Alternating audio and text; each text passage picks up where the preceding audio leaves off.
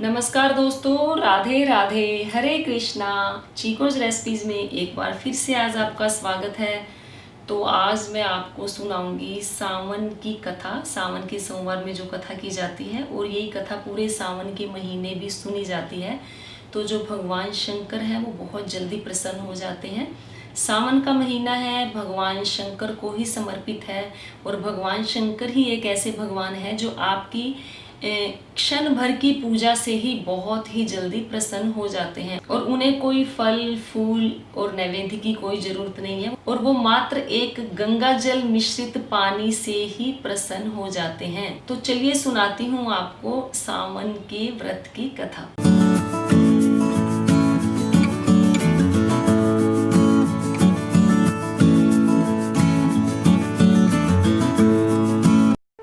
Subscribe करें chikoo recipes को और बेल आइकन को टैप करें मेरी हर वीडियो सबसे पहले देखने के लिए। एक साहूकार था जो शिव का अनन्य भक्त था। उसके पास धन धान्य किसी भी चीज की कमी नहीं थी, लेकिन उसके पुत्र नहीं था। वह इसी कामना को लेकर रोज शिवजी के मंदिर जाकर दीपक जलाता था। उसके इस भक्ति भाव को देखकर एक दिन माता पार्वती ने शिवजी से कहा कि प्रभु, यह साहूकार आपका अनन्य भक्त है, इसको किसी बात का कष्ट है तो आपको उसे अवश्य दूर करना चाहिए। शिवजी बोले कि हे पार्वती, इस साहूकार के पास पुत्र नहीं है, यह इसी से दुखी रहता है। माता पार्वती कहती है कि हे प्रभु, कृपा करके इसे पुत्र का वरदान दे दीजिए। तब भोलेनाथ ने कहा कि हे पार्वती, साहूकार के भाग्य में पुत्र का योग नहीं है। ऐसे में अगर इसे पुत्र प्राप्ति का वरदान मिल भी गया तो केवल 12 वर्ष की आयु तक ही जीवित रहेगा। यह सुनने के बाद भी माता पार्वती ने कहा कि हे प्रभु, आपको इस साहूकार को पुत्र का वर देना ही होगा, अन्यथा भक्त क्यों आपकी सेवा पूजा करेंगे। माता के बार बार कहने से भोलेनाथ ने साहूकार को पुत्र का वरदान दिया, लेकिन यह भी कहा कि वह केवल 12 वर्ष तक ही जीवित रहेगा। साहूकार यह सारी बातें सुन रहा था, इसलिए उसे ना तो खुशी हुई और ना ही दुख हुआ। वह पहले की ही तरह भोलेनाथ की पूजा अर्चना करता रहा। उधर सेठानी गर्भवती हुई और 9वें महीने उसे सुंदर से बालक की प्राप्ति हुई। परिवार में खूब हर्षोल्लास मनाया गया, खूब खुशियां मनाई गई, लेकिन साहूकार पहले ही की तरह रहा और उसने बालक की 12 वर्ष की आयु का जिक्र किसी से भी नहीं किया था। जब बालक 11 वर्ष का हुआ तो एक दिन साहूकार को सेठानी ने बालक के विवाह के लिए कहा। तो साहूकार ने कहा कि वह अभी बालक है, उसे पढ़ने के लिए काशी भेजेगा। इसके बाद उसके बालक के मामा जी को बुलाया और कहा कि इसे काशी पढ़ने के लिए ले जाओ। रास्ते में जिस भी स्थान पर रुकना वहां यज्ञ करना और ब्राह्मण को भोजन कराते हुए ही आगे जाना। वो भी उसी तरह करते जा रहे थे कि रास्ते में एक राजकुमारी का विवाह था। जिससे उसका विवाह होना था वह एक आंख से काना था।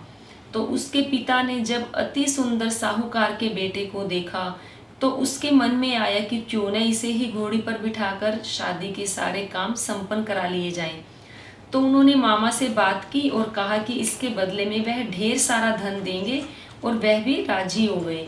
इसके बाद साहूकार का बेटा विवाह की बेदी पर बैठा और जब विवाह कार्य संपन्न हो गए तो जाने से पहले उसने राजकुमारी को चुनरी के पल्ले पर लिखा कि तेरा विवाह तो मेरे साथ हुआ, लेकिन जिस राजकुमार के साथ भेजेंगे वह तो एक आंख का काना है।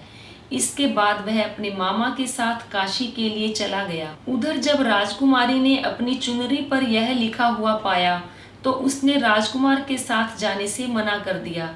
तो राजा ने भी अपनी पुत्री को बारात के साथ विदा नहीं किया। बारात वापस लौट गई। उधर मामा और भांजे काशी पहुंच गए। एक दिन जब मामा ने यज्ञ रचा रखा था और भांजा बहुत देर तक बाहर नहीं आया तो मामा ने अंदर जाकर देखा तो भांजे के प्राण निकल चुके थे। वह बहुत परेशान हुए, लेकिन सोचा कि अभी रोना पीटना मचाया तो ब्राह्मण चले जाएंगे और यज्ञ का जो कार्य है वह भी अधूरा रह जाएगा। जब यज्ञ संपन्न हुआ तो मामा ने रोना पीटना शुरू किया। उसी समय शिव पार्वती उधर से जा रहे थे तो माता पार्वती ने कहा कि हे प्रभु, ये इतना कौन रो रहा है। तो तभी उन्हें पता चला कि यह तो भोलेनाथ के आशीर्वाद से जन्मा साहूकार का पुत्र है। तो वह कहती है कि हे स्वामी, इसे जीवित कर दें, अन्यथा इसके माता पिता के रोते रोते प्राण निकल जाएंगे। तब भोलेनाथ जी ने कहा कि हे पार्वती, इसकी आयु इतनी ही थी, सो वह भोग चुका है। लेकिन माँ के बार बार आग्रह करने पर भोलेनाथ ने उसे जीवित कर दिया। लड़का ओम नमः शिवाय करते हुए उठ बैठा और मामा भांजे दोनों ने ईश्वर का धन्यवाद दिया और अपनी नगरी की ओर लौट गए। रास्ते में वही नगर पड़ा। राजकुमारी ने उन्हें पहचान लिया। तब राजा ने राजकुमारी को साहूकार के बेटे के साथ बहुत सारे धन धान्य के साथ विदा किया। उधर साहूकार और उसकी पत्नी छत पर बैठे थे। उन्होंने यह प्रण कर रखा था कि यदि उनका पुत्र सकुशल न लौटा तो वह छत से कूदकर अपने प्राण त्याग देंगे। तभी लड़के के मामा ने आकर साहूकार के बेटे और बहू के आने का समाचार सुनाया, लेकिन वे नहीं माने। तो मामा ने शपथ पूर्वक कहा। तब तो दोनों को विश्वास हो गया और दोनों ने अपने बेटे बहू का स्वागत किया। उसी रात साहूकार को स्वप्न में शिवजी ने दर्शन दिया और कहा कि तुम्हारे पूजन से मैं प्रसन्न हुआ। इसी प्रकार जो भी व्यक्ति इस कथा को पढ़ेगा या सुनेगा, उसके समस्त दुख दूर हो जाएंगे और सभी मनोकामनाओं की पूर्ति होगी। तो ये कथा मैंने आपको सुनाई कि जो भगवान शंकर है वो थोड़ी सी पूजा पाठ से ही कितनी जल्दी प्रसन्न हो जाते हैं और सारे मनोरथ पूर्ण हो जाते हैं। तो उम्मीद करती हूँ आपको मेरी आज की वीडियो, आज की एक कथा जरूर पसंद आई होगी। तो कथा को लाइक करें, शेयर करें, मेरे चैनल को सब्सक्राइब करना बिल्कुल ना भूलें। हमेशा की तरह अपने सुझाव देते रहें। आज के लिए इतना ही, फिर मिलते हैं। धन्यवाद। हरे कृष्ण।